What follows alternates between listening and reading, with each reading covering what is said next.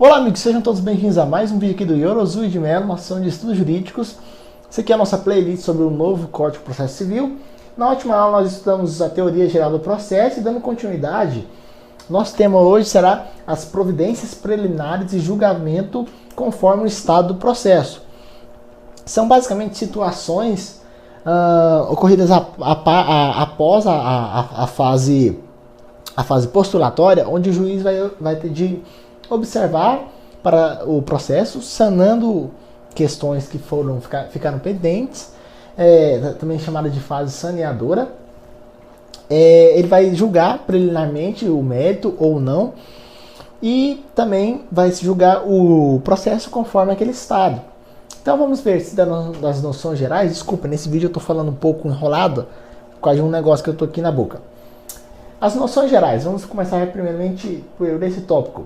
Se tratam de situações a serem adotadas diante da apresentação ou não de resposta do réu. Então tudo vai depender se o réu apresentou resposta ou não. E também vai depender do tipo de resposta, mas nós vamos ver isso já já.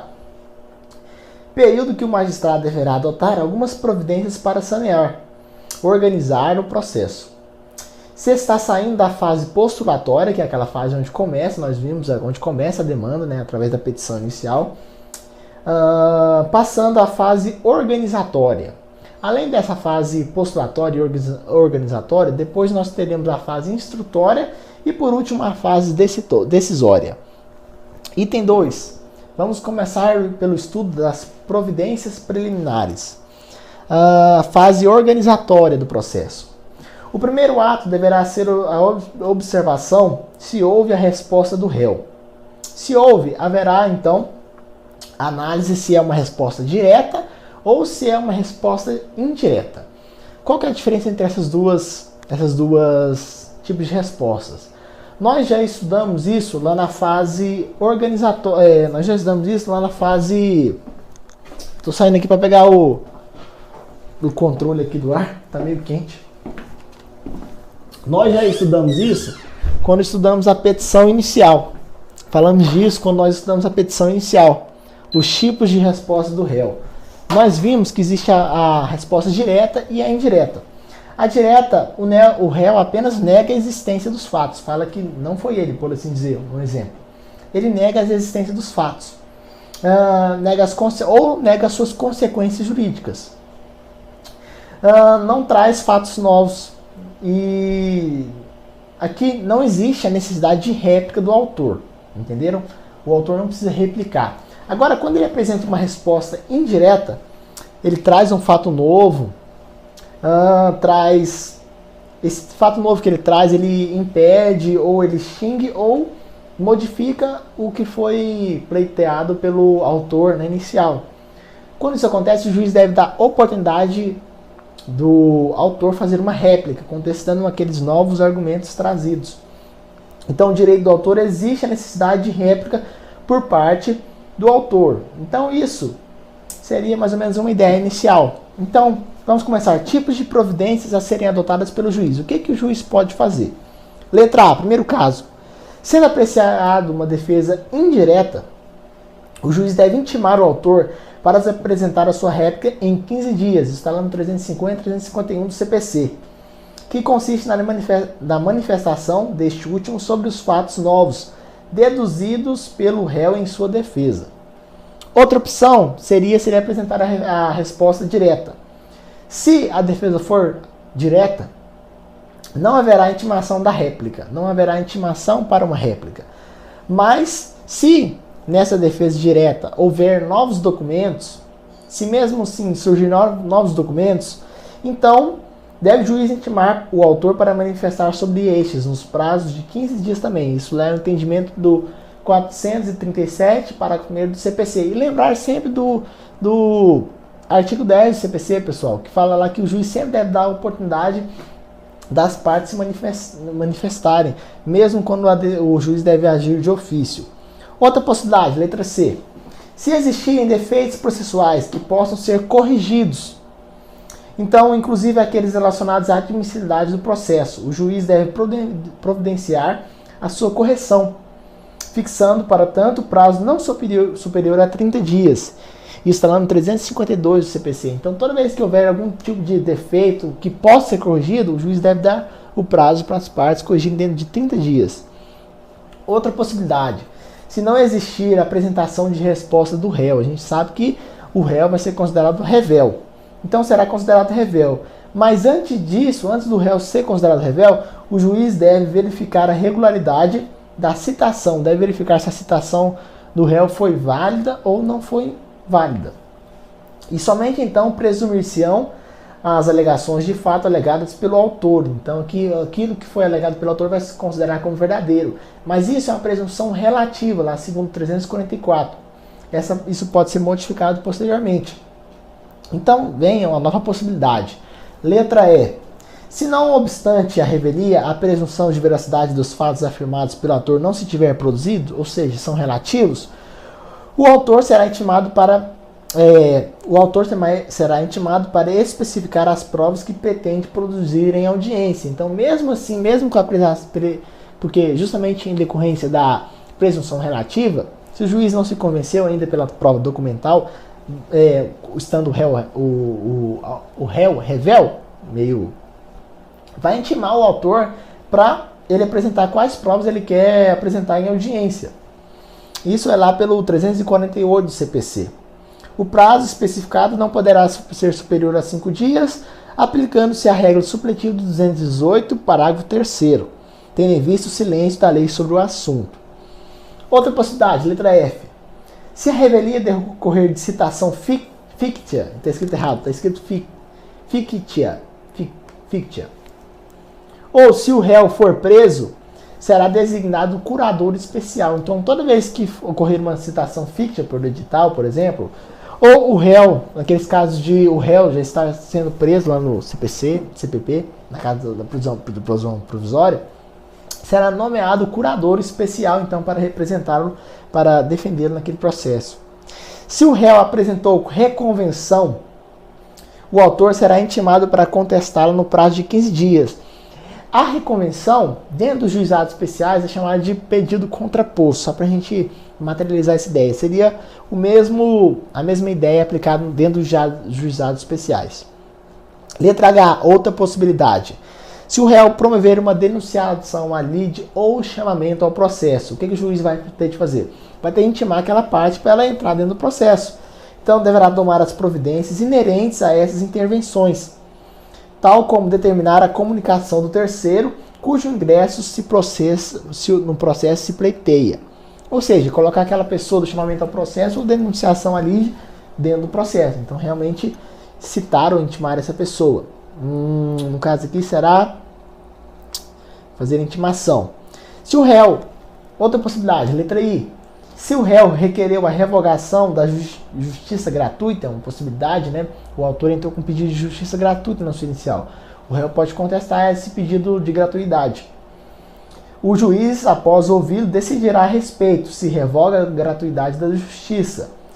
Dessa decisão, caberá agravo de instrumento, lá com base no 101 e no 1015, inciso 5 do CPC. Outra possibilidade, se houver alegação de incompetência, lembrar que não existe mais aquele rito que existia antigamente. A incompetência deve ser erguida dentro da própria contestação. O juiz decidirá sobre sua competência. Se reconhecendo a incompetência, determinará a remessa dos autos ao juízo competente. Então, aqui lembrar um ponto, que o juiz ele é competente para se alegar a sua própria competência. É ele que vai decidir se ele é competente ou não. Letra K. Se o réu impugnar o valor da causa, outra possibilidade. O autor coloca o valor da causa e o réu não concorda com aquele valor. Então, o juiz deverá decidir sobre eventual impugnação, lá com base no 337, inciso 3º. E última, o juiz deve verificar se o caso é de intervenção do Ministério Público ou da Comissão de Valores Imobiliários, o Conselho Administrativo de Defesa Econômica, ou seja, qualquer órgão que seja obrigado a participar naquele processo por tipificação legal. Então ele deve sempre observar isso. E intimar aquele órgão para entrar no processo. Né? Próximo item 3, julgamento conforme o estado do processo, pessoal. Vamos começar então. O que seria o julgamento conforme o estado do processo? Basicamente, pode ter diversos conteúdos que devem ser julgados. Depois de cumpridas as providências preliminares, que foram isso que nós vimos aqui agora, as providências preliminares, aquilo que o juiz deve, desde logo da resposta da resposta do réu, se houve ou não resposta, e a forma de resposta, então será o julgamento conforme o estado do processo. Ou não havendo necessidade delas, o juiz examinará os autos para que se tomem das seguintes decisões. Então, quais seriam os possíveis julgamentos conforme o estado do processo? São eles: letra A extinção sem julgamento do mérito. Se a extinção sem julgamento do mérito, que está lá no entendimento, seria do artigo 485, combinado com 354 do Código de Processo Civil. Vou ler esses artigos aqui, pessoal. Está em vermelho aqui. O que está em azul é que deve ser reconhecido de ofício pelo juiz. Por isso que eu coloquei essa diferenciação aqui. Então o juiz resolverá o mérito quando indeferir a petição inicial, o processo ficar parado durante 1 ano por negligência das partes, por não prover os atos e diligências que incumbir, o autor abandonar o processo por 3 vezes, abandonar o processo por 30 dias, desculpem, eu confundi aqui com percepção, o autor abandonar o processo por 30 dias, esses aqui em azul, como eu falei, são as causas que o juiz deve reconhecer de ofício. Verificar a ausência de pressupostos de constituição e de desenvolvimento válido e regular do processo. Reconhecer a existência de perempção, litispendência ou coisa julgada. Lembrar que esses aqui são aqueles casos que nós já estudamos na última aula, dos pressupostos extrínsecos, pressupostos objetivos extrínsecos do processo, né? Coisas que não devem acontecer no processo para que ele continue existindo. Perempção, litispendência e coisa julgada. Verificar a ausência de legitimidade ou de interesse processual, porque não existe mais a condição da ação de possibilidade jurídica do pedido, isso saiu.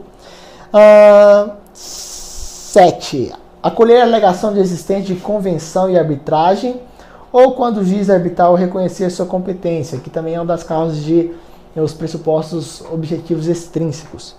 Homologar a existência da ação, em caso de morte da parte, eu coloquei aqui em azul a matéria ser conhecida de ofício, e nos demais casos prescritos neste código. Outra providência que o juiz pode tomar, além da extinção sem julgamento do mérito, ele pode analisar o mérito, seria a resolução do mérito, em razão de autocomposição. Isso é pelo entendimento do artigo 487, inciso 3º, combinado com o 354 do Código de Processo Civil. Haverá resolução do mérito quando o juiz. Aqui, neste artigo, o que está em azul significa resolução do mérito em razão de autocomposição.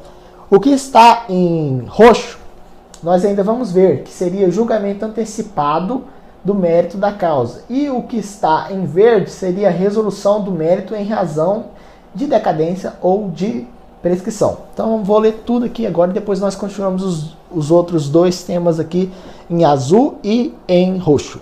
Em verde e em azul. Vamos ver apenas agora o que está em azul, que seria a resolução do mérito em razão de autocomposição. Então, lá no inciso 3º, quando o juiz homologar, haverá resolução do mérito quando o juiz homologar. Reconhecimento da procedência do pedido formulado na ação ou na reconvenção.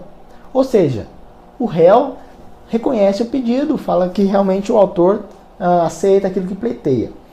Na transação, onde ambas as partes entram em acordo, e C, na renúncia à pretensão formulada na ação ou reconvenção. Ou seja, quando o autor renuncia. Lembrar que renúncia é diferente de desistência. Quando a gente desiste, a gente pode entrar de novo com o pedido. Na renúncia não, a gente renuncia o direito. Letra C, outra coisa que o juiz pode fazer é resolução do mérito em razão de decadência ou prescrição. Então o juiz reconhece que naquele caso houve a decadência ou a prescrição. Lembrar que decadência é a perda do direito e prescrição é a perda da pretensão. Esse é o entendimento do 487, no inciso 2º, combinado com 354, parágrafo do Código de Processo Civil. E aqui é importante a gente lembrar também do 332 do Código de Processo Civil. O que estabelece? Lá existem as improcedências liminar do pedido, que são as causas que o pedido vai ser rejeitado já de imediato, com a prévia, desde o início o juiz já pode. Então essas duas causas de decadência e prescrição são das causas que o juiz já pode desde logo reconhecer a improcedência liminar do pedido.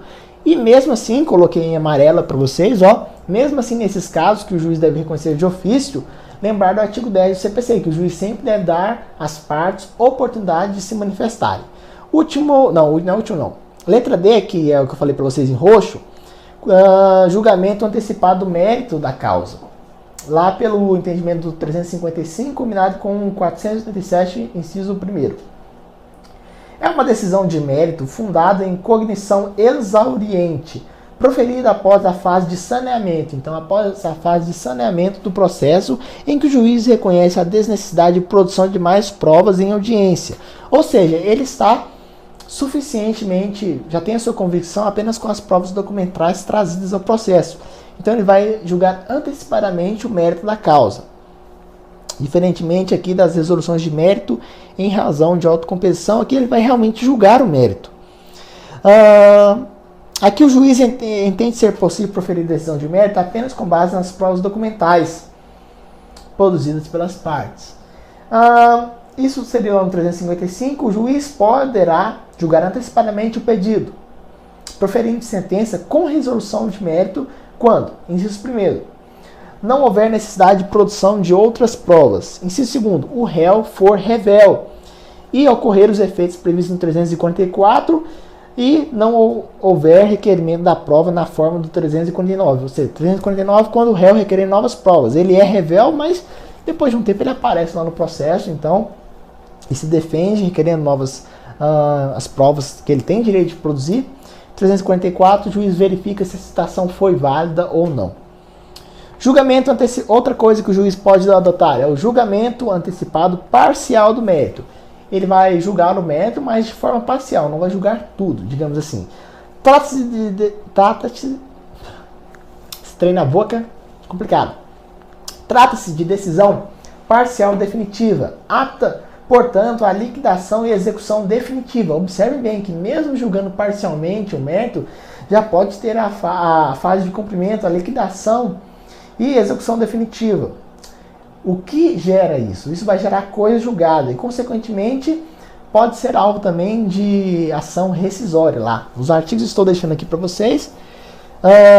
Da execução definitiva lá no 356, parágrafo 2º e 3º, e que pode ser alvo de ação rescisória no prazo de 2 anos, é o 966, todos do Código de Processo Penal. Código de Processo Civil, desculpem.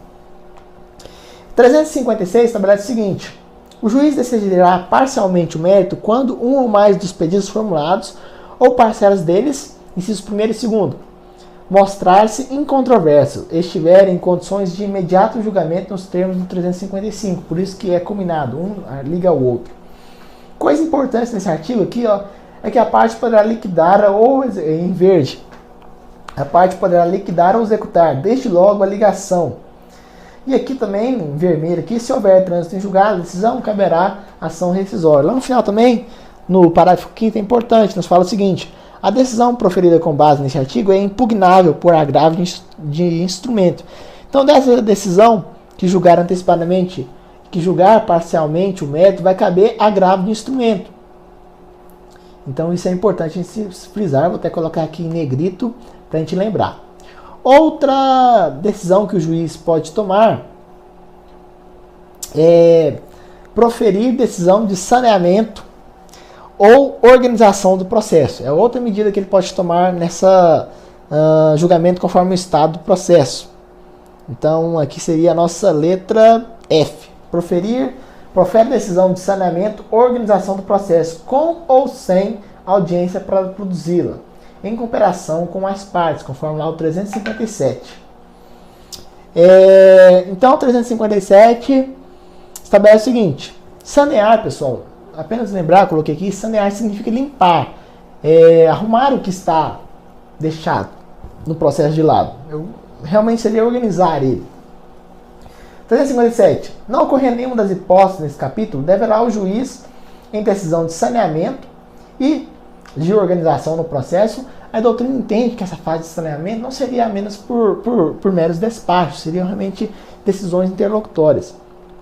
Inciso primeiro, resolver as questões processuais pendentes, se as houver, que seriam os defeitos processuais. Coloquei aí do lado direito o que seria isso, traduzindo em palavras mais fáceis.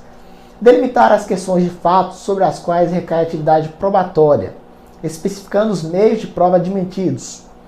Questões controvertidas que ficaram, algumas coisas que precisam ser sanadas também.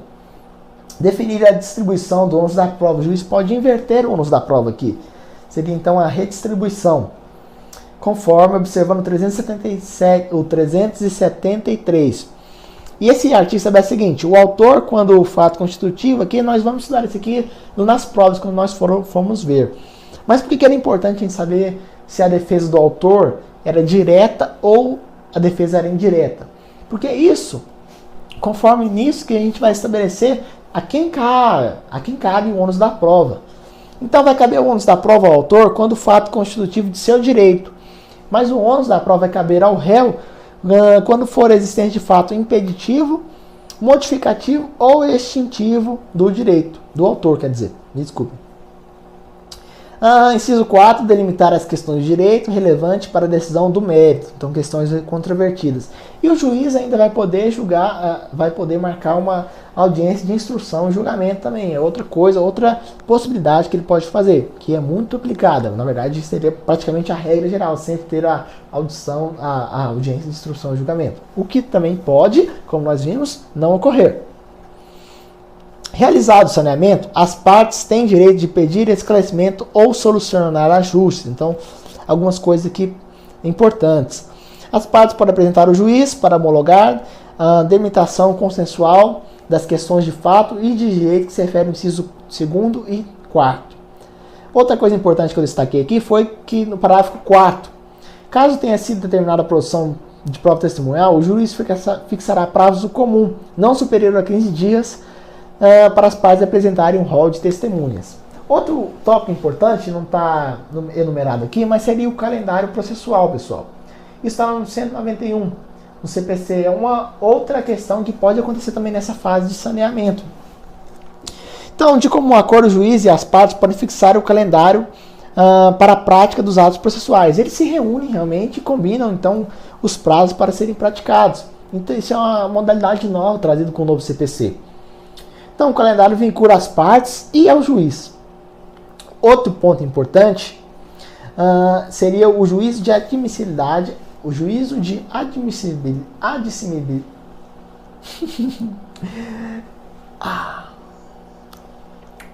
O juízo de admissibilidade positivo e preclusão. Aí, agora saiu, estava saindo da minha boca aqui. Isso segundo lá o 485, parágrafo 3º do CPC. Então, prevalece na doutrina o entendimento de que as decisões judiciais que reconhecem a presença dos requisitos da admissibilidade do processo, principalmente do denominado despacho saneador, pelo qual o magistrado declara a regularidade do processo, não se submete à preclusão. Enquanto pendente a relação jurídica processual, será sempre possível o controle ex officio dos requisitos de admissibilidade, inclusive com o reexame daqueles cuja houver sido, eu escrevi errado aqui, que houverem sido objeto de decisão judicial. O que é importante a gente compreender isso aqui, pessoal? Esses espaços do juiz que fala que o processo se encontra apto para julgamento, que seria esse despacho saneador, ele pode ser modificado enquanto não houver o trânsito em julgado a qualquer momento. A qualquer momento o juiz pode voltar atrás e observar que não houve observância de, por exemplo, se houve a regular trâmite processual, se houve as condições da ação, os pressupostos processuais que nós vimos. Então, esse não é preclusivo, isso que é importante esclarecer aqui. Pessoal, vou terminar essa aula, obrigado por terem participado. Me desculpem nesse vídeo se eu falei de forma que confunde, de forma gaga, por assim dizer. Aqui, eu estou fazendo o clareamento na boca, esse trem aqui é meio chato, tem que ficar na boca e eu tinha de colocar agora. Então, atrapalhou um pouquinho na gravação e na minha dicção durante a aula. Mas é isso aí, espero que tenham gostado dessa videoaula. E até o nosso próximo vídeo, pessoal, aqui no canal Yorozu de Melo. Nunca se limitem e aprenda sempre a ler de tudo.